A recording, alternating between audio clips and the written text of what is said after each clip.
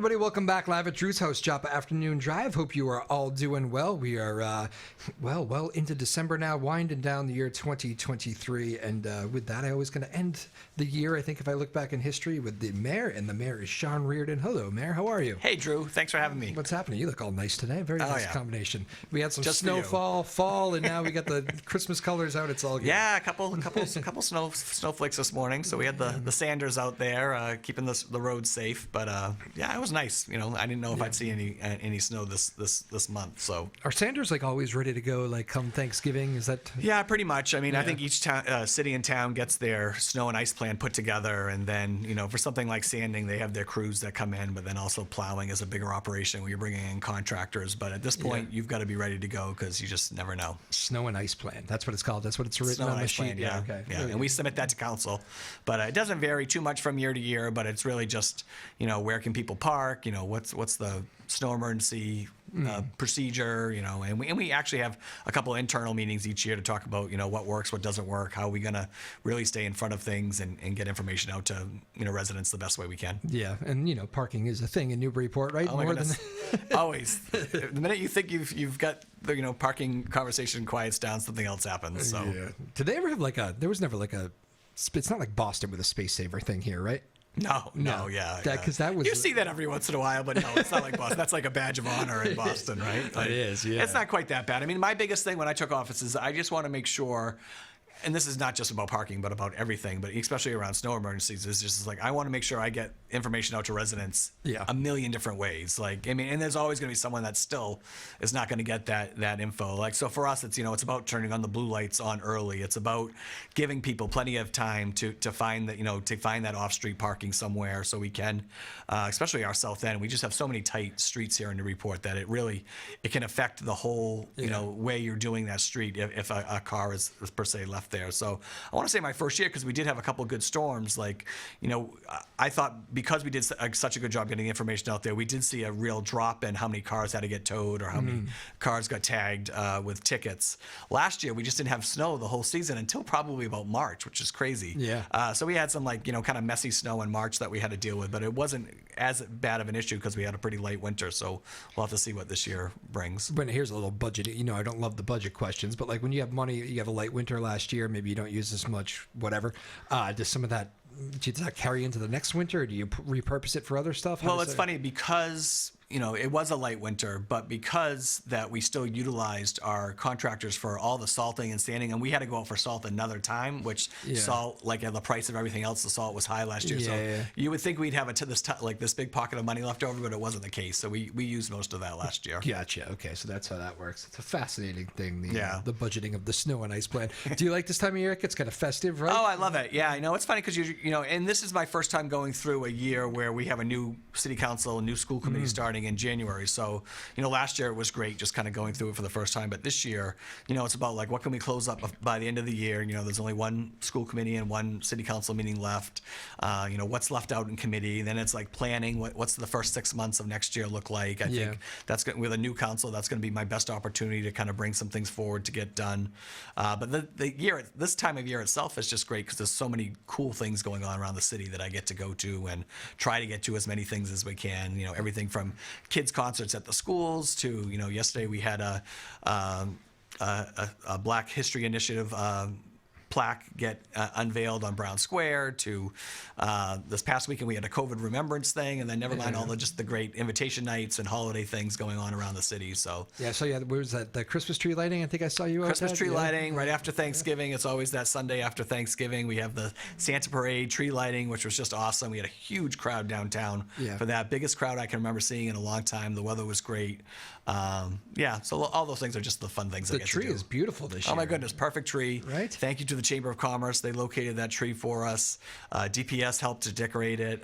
Rotary Club put on the Santa Parade. So a lot of community partners working together to make the holiday special here in Newburyport. Yeah, you and I have talked a lot about how great of a walking city Newburyport is. Great during the summer. There's all these concerts and festivities. But there is something about Newburyport in the wintertime too. It has that kind of old school. I don't know. It's like cobblestone streets. It's kind of like a Hallmark movie. I was going to say we are I've already noticed that this year. We've been called like the Hallmark City so often already. And it really is. Like, it's funny. Each town has something that they're known for. And our summers are amazing here. We have a lot of things that we get to do. But I would love us to kind of jump on that winter train, because it activates the city all year round, you know. Yeah. Salem's got Halloween locked down. So if I could get Newburyport to get, you know, Christmas and the holiday season locked down here, I think it could be great for everybody. Like legit big plans? What would you like to do? Not big plans, but I just think I think we could be doing more, you know. I think part of it is, you know, hopefully, you know, that big area of you know, the boatyard there next between Tuscan and Michael's, that Waterfront West project, I do think that could move along this year. That's a private project, but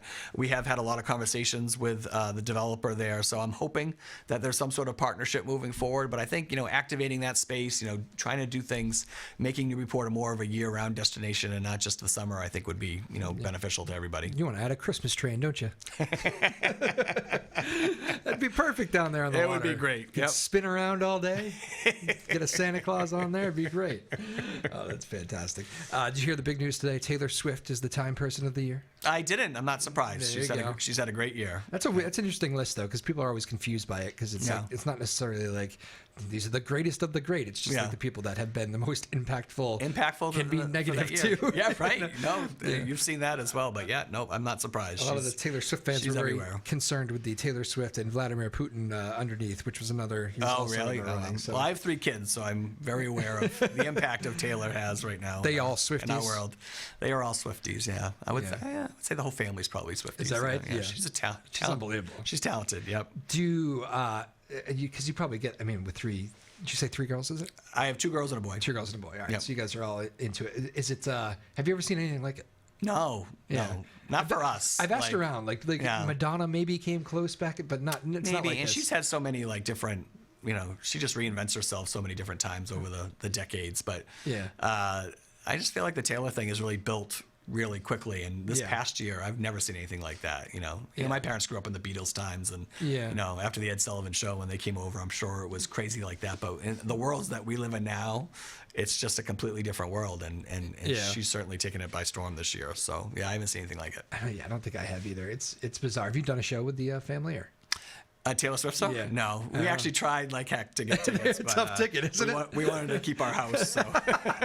That was crazy listening to some of those stories afterwards. Like there's like a legit thing. I forget what they called it. It was something playing off the Swiftie name, but where these like teenage girls were having, they forgot the show. They were like, the only reason I remember I was at the show was because of videos of me singing and dancing. But they were so like, and it, like, it's not, they're too young for, alcohol or anything. It's not that. It's just literally they got themselves so super excited for this show that they literally they don't remember. I saw a lot of those too. Yeah, and my kids would have been the same way. That's why it's it's too bad I couldn't get them there. But we actually, what we did do when they came out the movie. So it just came out a couple weeks ago.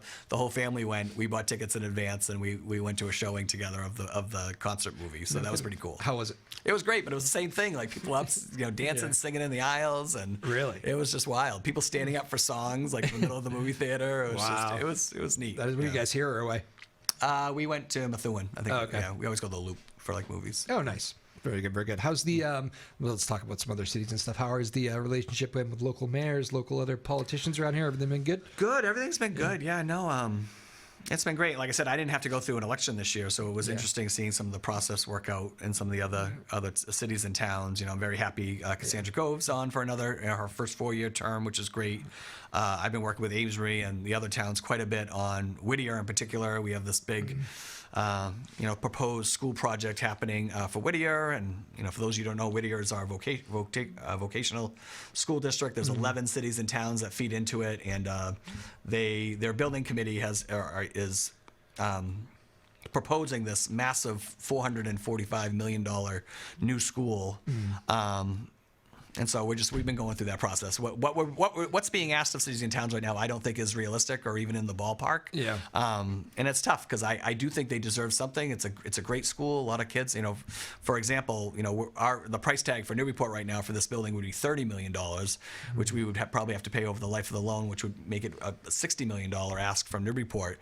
And we have 29 kids that go to Whittier. And we don't even have $30 million like in our pipeline of things we want to do the next 5 years for Newburyport. Newburyport, and I have trouble doing even those things. And now, like, to get saddled with a bill like this for something that, I guess it's just not, financially feasible. So we've been kind of working with the other cities and towns. We've all kind of come forward with our own letters being sent to the Whittier School Committee and also to, the MSBA, which is the Massachusetts School Building Authority, just asking for some help in all this. Right now the MSBA is reimbursing up to, I think it's like 63% of the project, but that $30 million bill is still Newburyport's bill after that. So yikes. Either we need a lot more funding, which might not be likely, so we're trying to get the state involved, or we need to completely pause this process and just work on some other options, because right now what's being asked in cities and towns is just not feasible.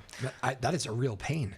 Oh, it's crazy. So, and this kind of snuck up on everybody. Like, when I first took office, I think, months or, towards the end of that first year, there was a meeting saying that this was the direction they were going in. And they kind of built it as, we can either do this, get a new building. Whittier's 50 years old. It was created in 1967. So, in 1967, the state built this school. So it wasn't like it was like local funds that built it. It's the state built the school. And then the 11 communities joined into this agreement. It's called the Acts of 1967. But in that agreement it's what's driving some of the financial things. So for Newburyport, even though we only have 29 kids that go there, sorry, we're getting way deep into this, but fascinating. 29. So even though we only have 29 kids that go there, because of the agreement, in the agreement it says your percentage of any kind of capital projects is based on how many kids you have in your school district. So for Whittier, it's Haverhill's the largest. Yep. Haverhill has over 60% of the kids that go there. Over 850 kids from Haverhill go to Whittier. Oh. Newburyport is the second largest district at just around 2,200 kids. Wow. But we have to pay almost 14% of the project because of that. That's the formula. Yeah. Someone like Amesbury has over 100 kids. They have about 110 kids that go, but they're smaller than Newburyport, so they would pay less, even though they have more kids that go. Gotcha. So it's not an incredibly equitable system that's been worked out here. So that's a big part of it, right? Because even if you could come up with even $20 more million to put towards the project, it's not going to move the needle very much about the overall bill. So this has all happened in the last couple of months. So like they finally got approval by the MSBA to move forward with. They have concept designs. They have kind of a rough estimate, which is this $445 million price tag, which is one of the most expensive schools ever. Yeah. In fact, I was told the other day, I know this was 20 years ago, but Gillette Stadium costs less to build than this school would, which is just crazy to think about.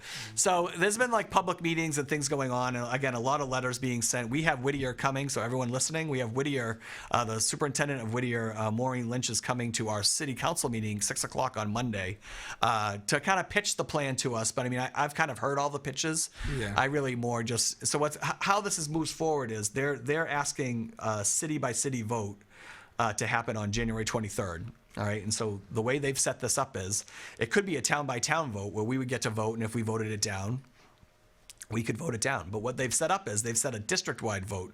So they're going to take a majority vote of all the 11 cities and towns. So let's say 10 of us, of all cities, resoundingly vote no. But Haverhill gets a lot of people, because Haverhill's 5 times the size of any of any of us combined. Let's say they get a lot of people that come out and vote in favor of it. Yeah. Then all of a sudden we would be stuck with this $30 million bill. Oh my. So the Whittier School Committee, which we have 2 members on, there's 2 members from each city, and then there's 1 member from each town. So I believe that's 14 in all. But we have 2 members on it. Here in Newburyport, Brett Murphy and Donna Holliday, former Mayor Donna Holliday. So they have a vote next Wednesday to actually vote. They're going to vote on having the vote in January. So we're trying to, I guess our effort right now is to get them to hopefully pause this process. They would say they're in fear of losing the MSBA match of 63% of the funds. They're in fear of losing that, but I still say that might happen, but what the other option is, you just don't have a financially realistic plan for the rest of the cities and towns. So, wow. And we had the 2 members from the school committee at our school committee meeting on Monday, and it was amazing. They didn't have a lot of the answers, and now that they're getting asked to make this really incredibly important vote, and they couldn't answer a lot of the questions that we had for them. So I don't know what it's like in the other cities and towns and how they're working with their members, but I've been trying to work as best as I can with the other 11 cities and towns. Haverhill's an interesting interesting part of all this because they have the most kids that go there. It's in Haverhill. You're talking about 850 kids, but they're also in the middle of a mayoral change, right? So Jim Florentini's on his way out, and Melinda Barrett's on her way in. And unfortunately, lost in all this is I completely am supportive of Whittier. It's a wonderful school. They do a lot of great things. But there's got to be other options here, and the public and the communities weren't really brought along in this process. Now we're getting thrown in at the end, and it's been like the last 3 months of like trying to work with lawyers and get the word out and talk to people. I mean, like this is what since September, I would say this is what it's been like. Merry Christmas sounds like fun. Yeah, so a lot riding on the next next 10 days here around this project, and we're still looking for other options outside of all this. I can tell just by talking with you, you are very unclear with how that plays out. Usually. And it's honestly all I've been thinking about the last 2 months, which is why I do like talking about it because I've learned so much, but there's still so many unanswered questions. How did we get here? And they're trying to say it's either one or the other, right? They're either saying you got to build us a new school, or it's going to trigger this massive renovation to the current school that they're in. And because it's 50 years old and they haven't done any deferred maintenance over those 50 years, I mean, there's a huge list of things. I mean, we're talking like one of the things is $11 million access road, which is just another way in and out of the building. But, according to them, to get up to code, that they would have to do that. A wastewater treatment plant just for the school. A sprinkler system, which again, a vocational school should absolutely have a sprinkler system. So my thinking is, why can't you ask to check off some of those boxes instead of asking for this ask that we can't give? Yikes. Okay. Yeah. So that's sorry. That's the one on your plate these days. My goodness. That's a big thing. Yeah. All right. Yeah. But there's lots of other good things going on too. Like I said, I mean, I think I'm more excited about kind of wrapping up this year and then getting to work. We're getting 2 new members on the city council. We're getting 2 new members on the school committee. And we just got a lot of great things that we'd like to keep moving on. Now, of course, unfortunately, the Whittier thing hangs over all of that, right? I'm trying to fight for a recreation center across the street on Low Street. And that's a $5 to $6 million ask, right? And I can't even. I'm trying to build consensus around that. And then, at the other side, we've got this maybe $30 million, commitment to Whittier, which would be like about $2.5 million a year for 30 years, for debt service for that, right? Jeez. So, well. And all of that, trying to keep Newburyport affordable and those types of things are difficult as well. So, it's about stuff that you keep getting letters on, right? That's right. That's right. It never ends. Yeah, I get joined here by the Mayor, Sean Reardon, good enough to join us here early December as Christmas is fast approaching on us. Let's get to a lighter, but for some people, just as serious topic. I know, put on my journalism hat here. We talked at the beginning of the year, we talked about you wanted to make a priority to try to find some room for pickleball courts. How is life there with all the other stuff? Well, I mean, so I do think, what we just talked about, the rec center. I mean, I think that would be a big piece of that. We used to have the Brown School, which is still kind of hanging out there as well. So that's something that we will hope to tackle this year. I'm still hoping to find a way to take the school part of the building to the Brown School and have some sort of, housing done there, preferably senior affordable housing. So that's still in the process. So I do think in the first few months of 2024, we'll tackle that. But the rec center is the first thing I want to tackle, and that will be an all-age rec center. So something like indoor pickleball in the winter would be fabulous there. I'm still trying to find a spot in the city where I can have dedicated pickleball courts. But one of the big things that's going to come out of the Community Preservation Committee applications this year, one of them is going to be to add 3 new tennis courts to our 2 new courts that we did down at the middle school. I don't know if you've been able to see those, but we put 2 brand new courts in last year. They were incredibly popular and successful, and we have room. The original plan called for at least 4, maybe 5 courts, and so we are approaching CPC this year with adding possibly 3 courts there to have 5, which would be great for our tennis teams because, I mean, again, as a former tennis captain, those days of showing up to a match and you only have 3 courts and you've got 5 matches that need to get played and you've got sub matches and JV matches behind that. Those can be very long spring, early spring, and late spring days on the tennis court. So this would be a dedicated tennis space I envision. division in the city, particularly geared towards our high school teams. But for the city, those would only be used for tennis. And then maybe then we can look at some of our other tennis courts in the city. Particularly, I'm thinking like Atkinson at that point, who that we just helped. We didn't completely resurface them, but we put another coat on there last year, so those look new. Maybe line those for pickleball, and again, those don't have neighbors right on top of them. That might be a better spot to have some dedicated spaces. So and the tennis club does a good job. I saw they got some great courts too. Newburyport tennis club ended up adding one, so they've got 4 outside. And I mean, I've been in there on a Sunday where they use their courts. I think it's like 5 and 6 are completely pickleball on Sundays, and it's crazy over there. I mean, it's completely packed. It's right behind Taylor Swift, taking over the nation, I think. We had, I know I had to text you a week or 2 ago, but just for other purposes. But the news story there, of course, the lab helped me with the. Oh, sure, Sequence, Sequence is going to be closing down. I know, obviously, a horrific and tragic situation, but this is what you were happy to see, is that they will be out of here for now. Yeah, no, it just it's funny when I took office and sat down with the police marshal and fire chief. They both said that that's the type of business that keeps them up at night because of the work that's being done there. And sure enough, we had a huge tragedy. So yeah, we weren't gonna, we were prepared on our end to kind of push them in that direction. But I think at the end of the day, and then when the OSHA violations coming across, I think the board decided it would be best to close down. I mean, I think when it was originally, I just think the industrial park in general, when it was originally put together, there wasn't a whole lot around there, right? So that is the type of business that needs to be operated in a place where there's space, right? But now, I mean, you're literally steps from our DPS department, and you're even a few more steps to our River Valley Charter School and our middle school, right? So it's just in a really terrible spot. So for me, again, I'm very sad that I think it was about 18 people that ended up losing their jobs with the closing of this building. I think they were down to like 35. So I think half of those people will get to work for the company at another location. Devens, I think they said. Right? Devens, Fort Devens, yeah. So I mean, so that part of it is unfortunate. But at the end of the day, I think their neighbors down there and the city neighbors. I think it's just best that company is not in operation anymore. I remember that was the first thing you said to me was that is not far from the school. This just is absolutely.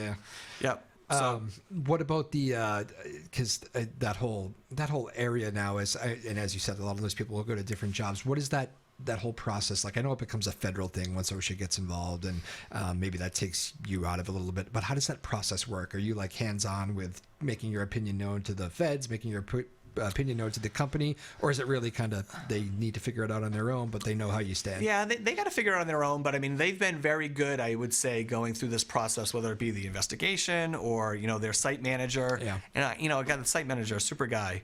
He had come on just weeks before the explosion. Geez, is that true? So the way he left it with me, he said, "It's like, hey, I'm sorry, I wasn't here long enough to prevent some of these things from happening." Which again, it's to be thrown into a really difficult situation. Yeah. But we're pretty hands off. I mean, we get updated, but we're pretty hands off. I will say I've worked very closely with our federal delegation, so Senators Warren, Markey, and Congressman Moulton, who have been very strong and vocal about their opinion. But I think we've all worked really well together. And then moving forward, the company has been working with our building department, things like that. So I mean, they'll pretty much be getting the building ready to sell, and then hopefully they're also going to be setting up site management, things like that, if the building's not sold right away. So they will be taking care of it.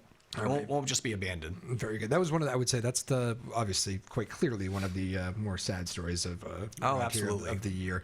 What are some of the better ones? What are some of the good ones? What's your favorite moments of 2023 here as you look back? Oh wow, you should. I don't know. You didn't prepare me for that. Wow, we've had a lot of good things.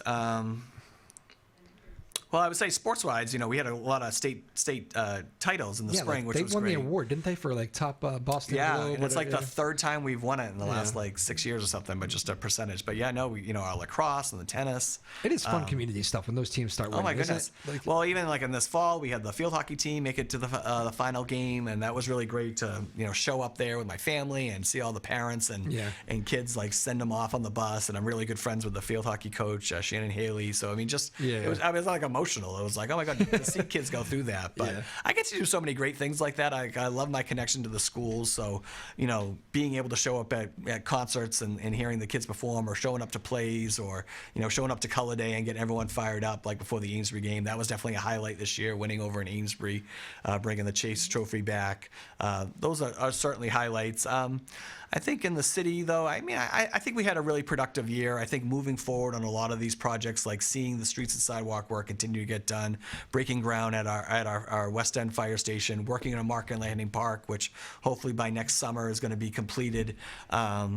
Working with the community, who's going to help us out with the amenities there. We just put forward about close to $300,000 of essentially money donations to go towards amenities for that new park too, which Institution for Savings and the Mary Alice Acrelian Fund, Newburyport Bank. I love seeing those types of things as well. NEF keeps doing really wonderful things for our schools throughout the year. So we're really lucky here in Newburyport. I think each year we have, a lot of these things we can celebrate, and that, we can see that our community is continuously moving forward and trying to be better. And, I know 2024 is going to be no different. Yeah. You mentioned James Ferrantini, who's on the way out. Yeah, we've crossed paths a couple of times. I remember when he announced that he would be leaving. One of the things he said, there's a lot going on in life. He's ready to move on, whatever. It's been a great run, but he goes, I do remember him saying, it is a young man's game. And it's funny, and you are obviously a young man, but can you see, does those words resonate when somebody with that kind of experience says absolutely. that? And I'm actually going out to lunch with Mayor Florentini on Friday. Oh, nice.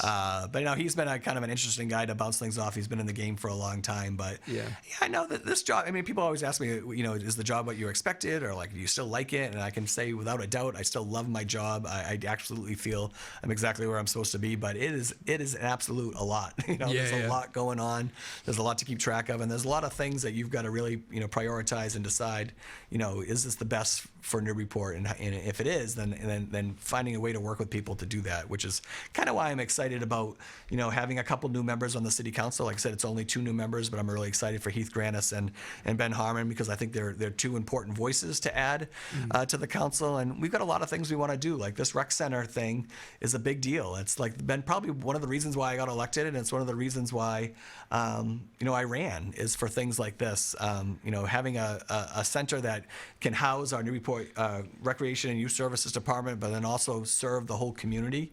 That's the way I want to tackle it right off the bat. And either way, I've got to get to 8 votes on it, right? So we have 11 people on our city council, and I've got to find a way.